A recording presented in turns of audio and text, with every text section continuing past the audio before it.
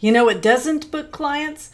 A website that reads like a resume and there's nothing but a join my email list button. You're going to learn website fixes you can make today, even if you're still sipping your coffee.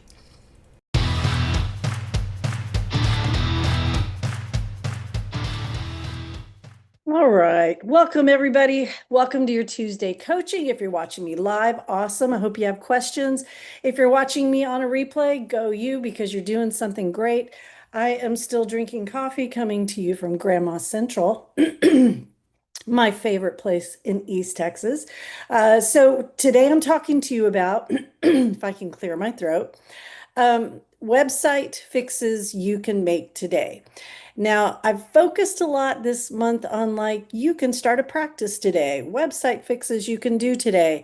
That's assuming, today I'm assuming a lot. I'm assuming today that I don't need to teach you how to get into your website back office. So if that's the case, if you don't know how to get into your website back office, I'm not teaching that. But take what I'm giving you today. And again, if you're watching me on a replay, you're going to be able to, stop and start. You could be able to take notes. Hopefully, we've even got a transcript in here for you. And that way you can at least take this to the people who do your website and they can do this. So, what the focus is, and if you have not looked at the training that we just did last week on Book Solid, it was 2 hours, two CEs on the marketing for 2025. This is post AI marketing. And I talk about going from being shiny to being sticky. And a lot of other kind of business coach type people are talking about this getting back to basics because being shiny, the shiniest thing on page one, isn't working unless you are the National Institute of Mental Health or you're not Grok. If you're AI, great, you got it made. You're always going to be at the number one spot. I know, nobody ever clicks on the sponsored posts. I hope nobody clicks on those. If you click on those, you're going to go down and you're going to end up buying something that's probably not the thing you thought you were going to buy. So sponsored posts, AI posts, National Institute of Mental Health, .edu, .gov, anybody with an MD or a PhD after their name. Those are going to stack the top of page one.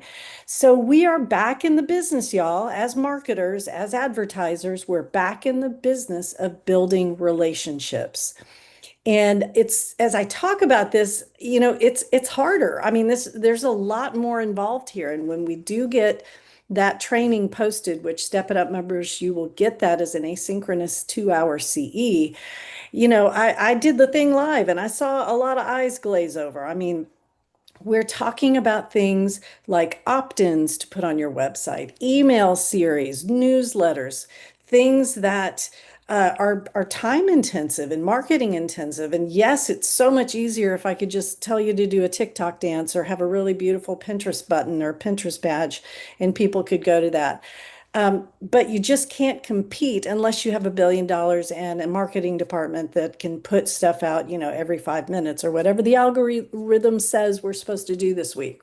So I want to build that as your foundation. I don't want to, raise your hopes. You are creating an environment where people stick around. That's why I'm calling this sticky. It's a sticky framework. So it starts by number one, positioning yourself as an expert in the community. And you do it the old-fashioned way. Maybe you give talks, maybe you pass out your business cards, maybe you offer to provide a training. And when you have that captive audience of 30 to 100 people, this is where the sticky comes in. You give them a QR code, you give them a call to action so that they go to where? What's the title of this training today? Your website. We want them to use your website as a community resource. And the only way that can happen is if you have resources. And so, talking about building an opt in, right? And I'm not going to talk about what we do after that because this training is about changes you can do to your opt in. So, I'm sorry, your website, wrong word, creating an opt in, creating a call to action widget so they can schedule a 10-minute consultation. And you can change your website copy so that it makes the person at the other end of the keyboard the hero of the story. Now, what I wanted to share with you guys today is a list. Now, this list is just, and I'm only using one screen today, so I apologize for that. Uh, so if you're commenting, or I do have the participant open, but I do not have chat open. So let's see if I can do this. Yeah, okay, I can. So so the toolkit that I have up that I'm reading from, I've got my eyes over here, creating a lead magnet. That's that resource. That is 5 things you can do to help your kindergartner transition to school after summer. That's 5 things you can help your client do to get through the holidays after the loss of a loved one. 5 things that you can do for their college age kiddo that's going off to college with an IEP or a 504, and they don't know how to talk to their professors. So creating a lead magnet, setting up an opt-in form. And I'm not going to walk you through that today, but go back to the training that we just did where I walk you through how to use, and I use ConvertKit. You use whatever you want. If you use Kit, yes, I have an affiliate link. Yes, I will get a commission, but you don't have to use ConvertKit. It's what works for me, and that's what I walk you through. You set up the opt-in form using ConvertKit. Then I'm going to skip the part about the email sequence, building a landing page. If you want to do that, great. I taught you how to do lead pages. So I want you to think for a second about 2 types of clients. And some of you who went through the training, you heard me talk about this. There are people who have the luxury of shopping, right? So they're not in crisis. They're going and they're checking out all of the different therapists, and they're able to take their time. But they're going to come to your website, and you're going to have so many fantastic resources that they may want to get on your email list. So what do you have for them on your email list? Do you have a course they can take? Do you have a YouTube channel that they can go to and see other ways that their college age kiddo can get through a semester with a 504 plan? Or what if they can't find the ADA office? Or what if they're shy and they don't go to the ADA office and they don't know how to talk to their professor, right? So do you have those resources? Do you have it in a YouTube video so that they are connecting, they being the person at the end of the keyboard, are connecting with you while you're talking them through this? So on your, and I'm going to click around. Let's talk about copy now, because this is something, if you can get into the back end, into the back office of your website. And again, I'm not teaching you that. Let me move stuff around. You know, I get so spoiled with 2 screens. Um, so we're still, okay, here, this is what I wanted to get to, talking too much about you. So one of the things I kind of brushed over in the training was making the client the hero of the story. The training I did last week was really more about how to create the opt-in, how to do the newsletter, what that nurturing sequence would look like.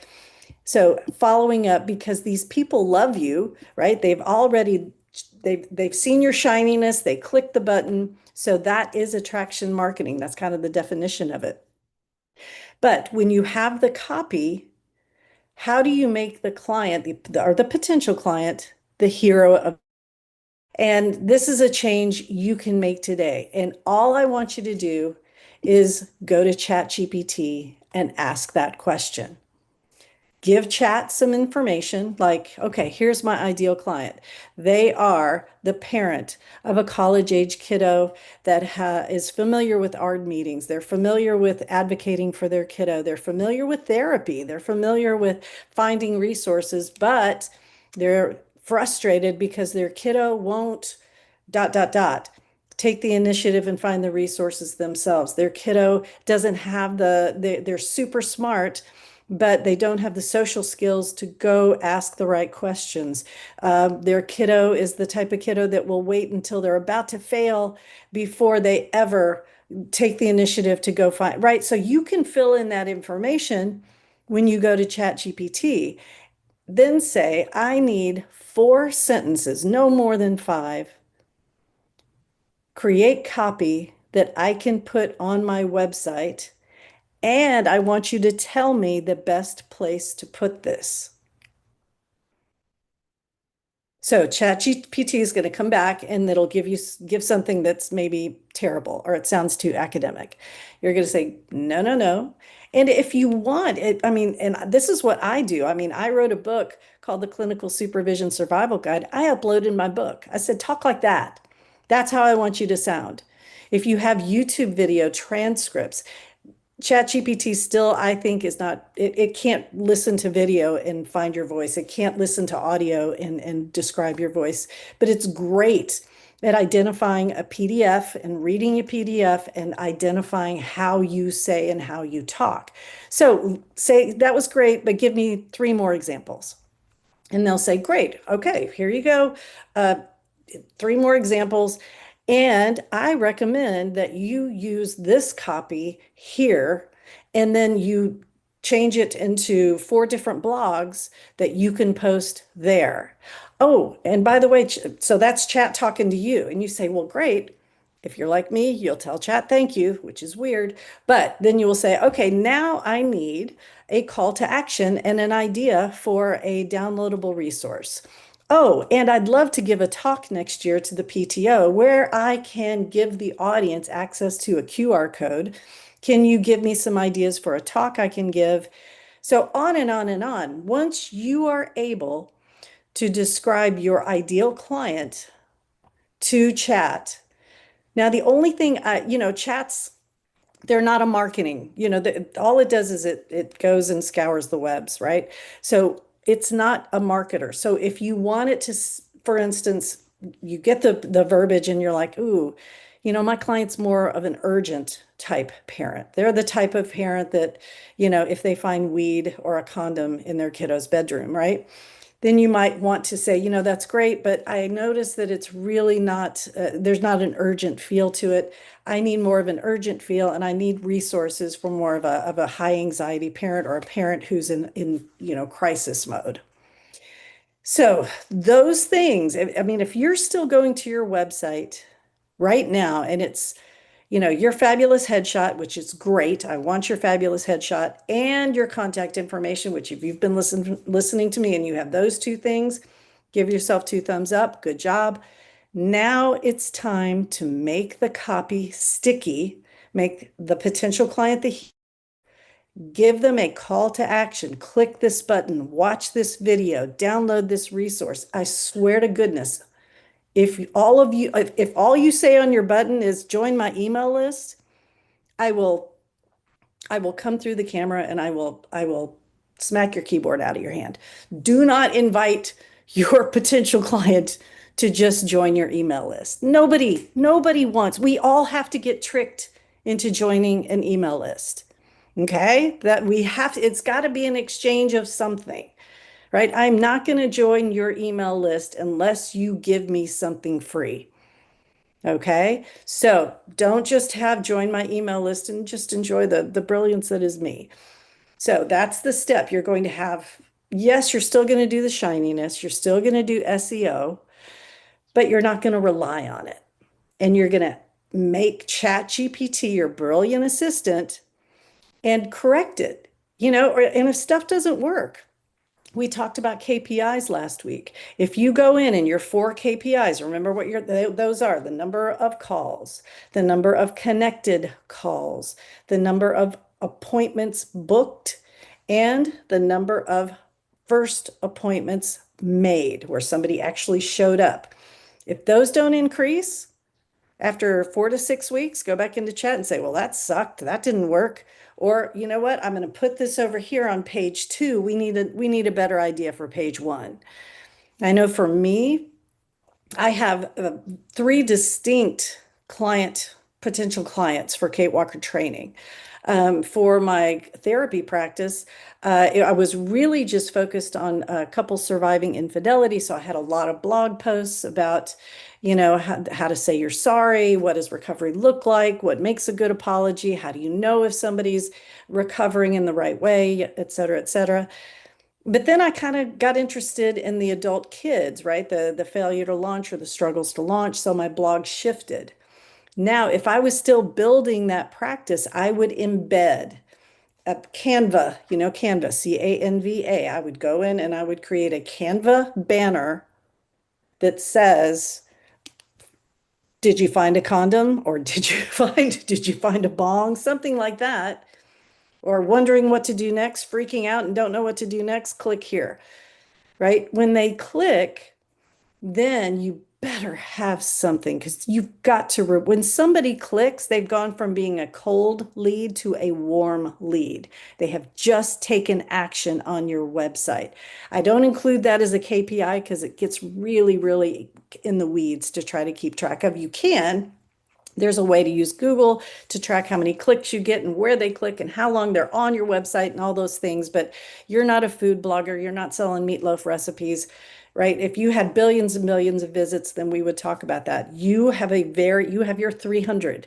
You're trying to get 300 people to get into your pipeline, into your rotation of clients and potential clients. Okay, that's it. So the KPI sticks. You get them to click, get on your email list, form a relationship with you so that they can either become your client or your raving fan who will tell the world about you. All right, I'm going to hit pause. If your website's finally making sense or you're just fired up to fix it, don't forget to hit like, subscribe, and grab the guide at katewalkertraining.com/free guide. Let's stop ghosting your website visitors and start turning them into clients.